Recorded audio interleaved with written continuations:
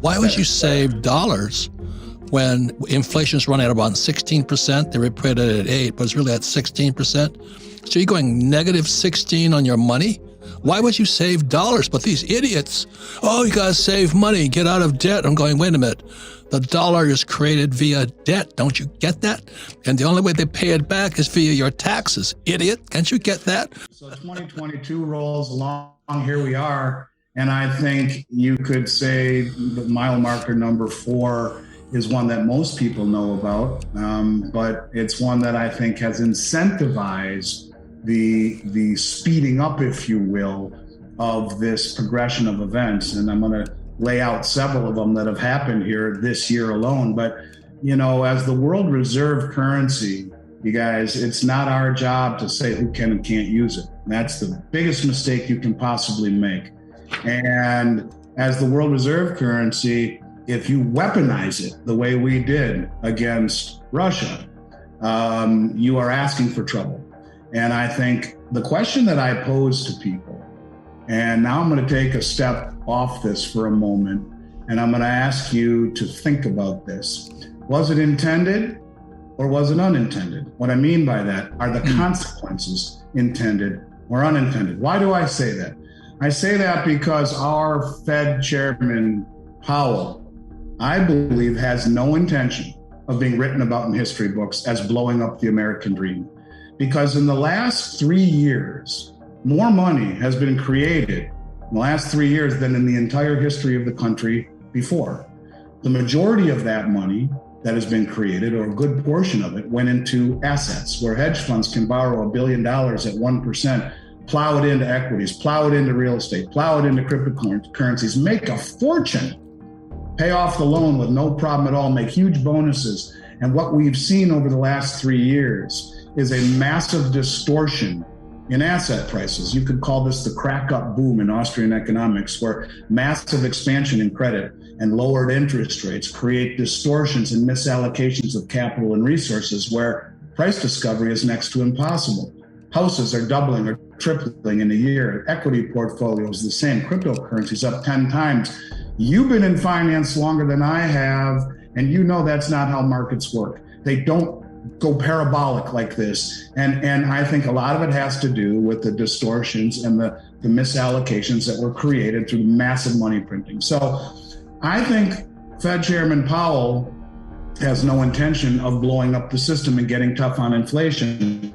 The National Bureau of Economic Research came out with a report not too long ago and said that the 9.1% inflation that was listed in July of this year would have been 16.5% if calculated it the way that they used to in 1980. Like you said, John Williams of Shadow Stats, a legend in this industry, all he does is show the numbers the way that the Fed and the Bureau of Labor Statistics used to calculate numbers. But even if we believe the 9%, by the way, that CPI excludes food, energy, and housing, right? So they pulled out the things that we need that are inflating to give us this now 8.5%. So he says he's getting tough on inflation and raising it to 2.25%, maybe to 3.25% at the next meeting. What good does that do against 8.5% inflation, which we know is probably closer to 17%?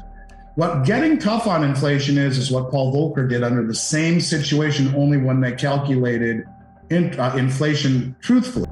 Were the consequences of this action intended or not? And I want you to think of what Klaus Schwab said in 2019, that there'll be a great reset, that you'll own nothing, and you'll be happy to rent. Now, when he said that, I thought he was an idiot.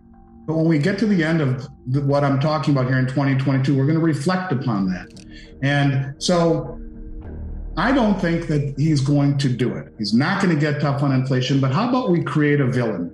Because, you know, our president is already telling us that inflation has nothing to do with historic money creation and everything to do with Putin, right? Well, inflation is always 100% of the time a monetary event, always. And when you throw in unproductivity in the equation, it exacerbates the effects of inflation. And that sounds like the last 3 years. Massive money creation, paying everyone to sit on their couch, play video games, and eat bonbons. So you have more money chasing less stuff because no one's producing anything. They're sitting on their couch. So that's the cause of inflation. It has nothing to do with Putin. It has everything to do with the Federal Reserve that has blown up, and a government that has blown up our money supply and incentivized people to be unproductive. There's your inflation. But what about the big picture? What about this reset? What about getting tough? Well, if the Fed doesn't want to be the reason for blowing everything up and creating the greatest depression of all time, how about we create a villain?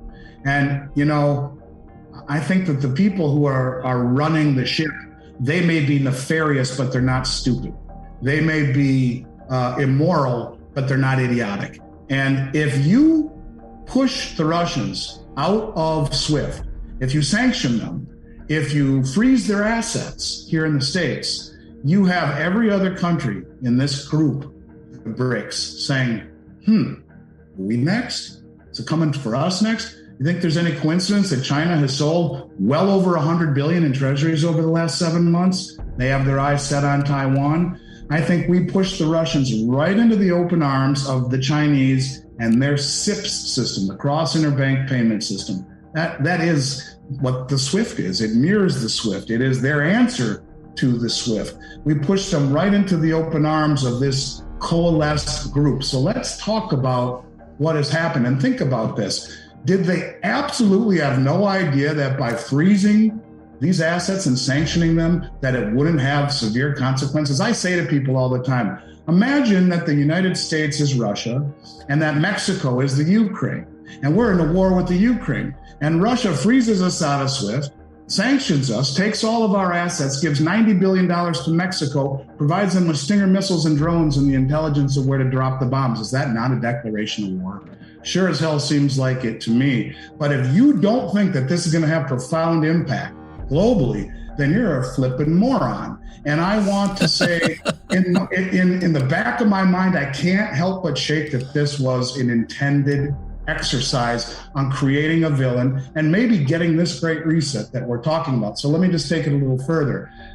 So far in 2022, and by the way, those sanctions, which have done absolutely nothing, keep in mind that 85% of global population, including China, India, Africa, and South America, are still trading with Russia, right? So those sanctions didn't do anything. In fact, all it did was coalesce this mantra of Western hypocrisy and dominance needs to come to an end. Now, I'm not saying that this is my feeling, but I can see pretty easily why they would feel that way. So let's look and see what's happened as the toilet paper roll is spinning now. What's happened so far in 2022? It'll blow you away. First of all, as I mentioned, Nigeria and Saudi Arabia are selling their oil to China for the yuan-denominated petro-yuan bond, which is immediately convertible into gold. Shanghai Gold Exchange.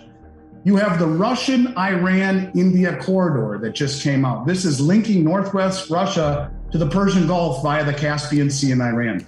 Everyone else has to go all the way around, but the countries who are in the group get to cut through, right? You have Turkey, Egypt, and Saudi Arabia announce that they are contemplating joining the BRICS nations. Now, if you say publicly you're contemplating, it's a done deal. These countries are moving away from the Western alliances and they are joining the BRICS. And Saudi Arabia. Did I mention Saudi Arabia? Yes, Saudi Arabia is joining the BRICS nations. You had Turkey come out and say they want to ditch the dollar for payments in Russian energy. And they've purchased 75 tons more gold in the first 7 months of the year than any central bank on the planet. They are the largest accumulators of gold. Turkey, who just said they're going to join the BRICS nations and wants to ditch the dollar for Russian energy, they are leading the way in 2022 on gold purchases.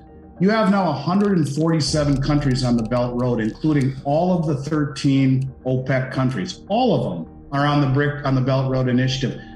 6 of the 13 BRICS nations, or 6 of the 13 OPEC countries have already joined BRICS or are in process of joining. The 7th, United Arab Emirates, just joined the BRICS Bank. And now you have Russia and China standing arm in arm on a stage a month ago saying they are announcing a new world reserve currency. At the same time, you have gold leaving the COMEX market at the fastest monthly rate ever. You have silver, on the other hand, being massively drawn down through the London Metals Exchange to the smallest amount ever in recorded, ever since they had started keeping track of the amount of silver on the LME. And you have over 100 million ounces of silver taken out of SLV by the authorized participants. So you see massive accumulation of gold and silver off the exchanges taking possession. So let's put all of this together, right? So what does it all mean when put together? And let's think about the Great Reset. How do you get a Great Reset? Well, first, you blow up asset prices to all-time highs, and then at the lowest interest rates in human history. And then you incentivize the world to find a backdoor, because you watch what just happened to the Russians, who 85% of the world is saying, well, you're still okay to trade with, because they don't like the way the West has handled things. So they're all coalescing in this nation, 147 countries on the Belt Road. All of these countries in the BRICS nations, which amount to 90% of human population, all of this together. And think of the fallacy of composition. All of these countries, one by one, can't stand up to the U.S. You put them all together and they will dominate the U.S. So how does it all blow up? Why do you own gold and silver? Why? Remember, gold was classified the only tier one asset in the world next to U.S. dollars. Remember, the biggest money in the world, the central banks, the commercial banks, the sovereign wealth funds, the family offices, they're all buying it. They're all taking it off the exchanges, removing counterparty risk. You can see the drawdown from all of the major exchanges. How does this all blow up? Simple. Saudi Arabia joins the BRICS nations. Every OPEC producing country, all 13 of them are on the Belt Road.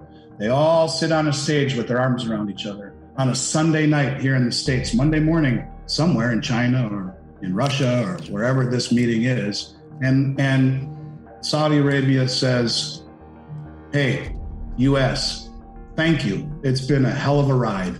We appreciate it. As you know, we are being now protected by China and Russia. In fact, we struck a joint military cooperation agreement the day you idiots pulled out of Afghanistan the way you did. And we realized that maybe you weren't the best partners to tie our wagon to.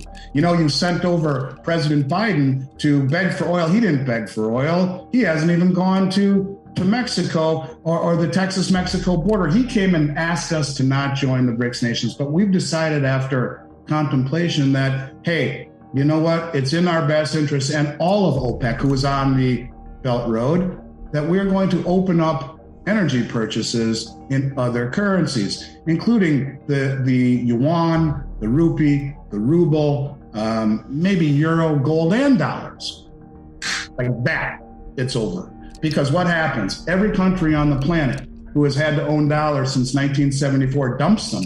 And if you ever saw the moving trading places where one Duke brother says to the other Duke brother, sell, Mortimer, sell, because everyone will start dumping dollars. As the dollar collapses, that's pillar number one. The dollar value collapses. What happens when those dollars collapse and hit the U.S. shores? Hyperinflation. What happens as an adverse reaction of hyperinflation?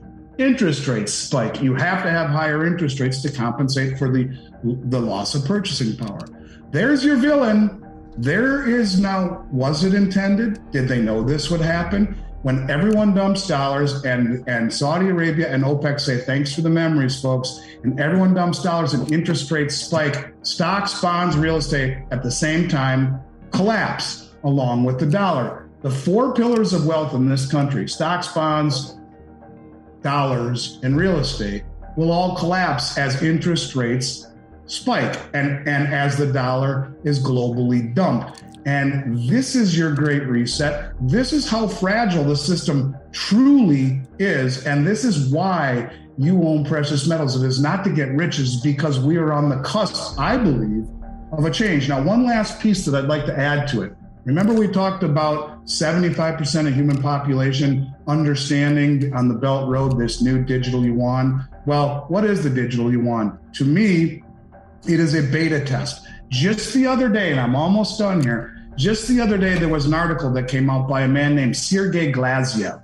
And he is the Russian minister in charge of integration and macroeconomics for the Eurasian Economic Union. And he came out and he laid the fundamental principles by which the new U.S. post-dollar economic system will be based. And he goes on and says, and I quote, that it will not be based upon any particular currency as with the Bretton Woods order, but rather a market basket of local currencies tied more deeply to an array of real commodities such as gold, other precious metals, grain, hydrocarbons, sugar, etc. So think about the Chinese digital yuan. What better way to roll out a distributed ledger technology where you can show the world the veracity of everything that all of these countries have pegged? Why does the European Union not work? In theory, because there's nothing pegged to it, and each country is moving in different directions. But how about all of these countries coalescing not only against the maybe hatred's a strong word, but the universal dislike of the Western hegemony, so much so that we're seeing relationships being mended between Iraq and Iran, where they're building a railway between Iran and Saudi Arabia. They're mending fences between countries who have hated each other for years. But you know the old statement, my enemy's enemy is my friend. They are all coalescing against a central theme, but that's not enough. We need to peg something. What are all the countries that own all the commodities? The BRICS, and all of the countries that are joining the BRICS own all the commodities. So what better way to roll out distributed ledger technology, but to show the pegging of all of the commodities pledged to the new BRICS currency, which they just announced is coming out.